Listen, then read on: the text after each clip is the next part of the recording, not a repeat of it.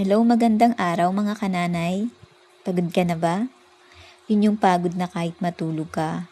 Pagising mo, pagod ka pa rin. Yung pagod na dala ng takot, ng pag-iwan, ng panglalait. Kung oo, manatili ka. Tara, kape tayo. Kwento ko lang. Ako si Jamaline. Welcome sa Hugot ni Nanay. At kung ngayon ka lang dito, ito na yung safe space natin. Walang husga, walang mamamaliit. Dito, magpapagaling tayo. Alam ko yung pakiramdam ka, nanay. Yung gising ka ng 3 a.m., hindi dahil sa baby, kundi dahil sa kaba. Yung naglalaba ka, pero lumuluha ka. Yung sinabihan ka na wala kang silbi, wala kang mararating, kung wala ako, wala ka. At pinaniwalaan mo naman yon. Kasi pag araw-araw mong naririnig, maniniwala ka talaga no? May mga araw na tiningnan ko sarili ko sa salamin at sabi ko, ano bang mali sa akin? Bakit ako? Akala ko kasalanan ko. Akala ko kulang ako. Pero alam mo ka, nanay, may isang araw na napagod ako. Napagod kakaiyak sa banyo. Napagod sa bawat katok sa pinto. Napagod magpaliwanag sa taong ayaw naman makinig. At dun ko natanong, hanggang kailan? Pag ba nagtiis ako ng 1 taon, 2 taon, 5 taon, sasaya ba ako? At ang sagot ng puso ko, hindi. Dun ka, nanay, dun ko pinili.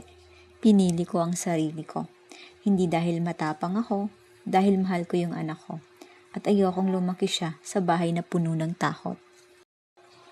At kananay, ito yung 3 bagay na natutunan ko nung pinili ko sarili ko. Una, hindi ka nag-iisa. Ang dami pala natin, no? Tahimik lang, pero andito tayo para sa isa't isa.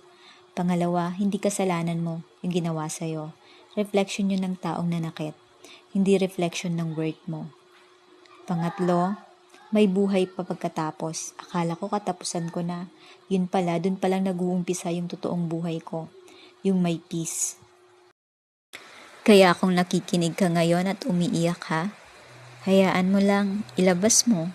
Pero pagkatapos, punasan mo luha mo. Kasi nanay, may worth ka. Mahalaga ka. Kahit walang magsabi sa'yo, ako magsasabi, kaya mo to. Kaya natin to. Hindi madali, pero posible. Isang araw, isang hakbang, isang dasal. Dahan-dahan lang tayo ha. Hindi mo kailangan maging okay ngayon. Bukas ulit. Tandaan mo, pinili mo na sarili mo. At dun magsisimula yung pag-asa. Ako si Jamaline. At ito ang hugot ni nanay. Kung gumaan ang pakiramdam mo kahit papano, kahit konti, ishare mo sa nanay na kailangan din to. Magkita tayo ulit bukas. Mag-ingat ka. Kung nagustuhan mo ang ating topic, pwede po bang makahingi ng isang favor? Pwede po bang paki-like, share at subscribe sa aking channel? Maraming salamat.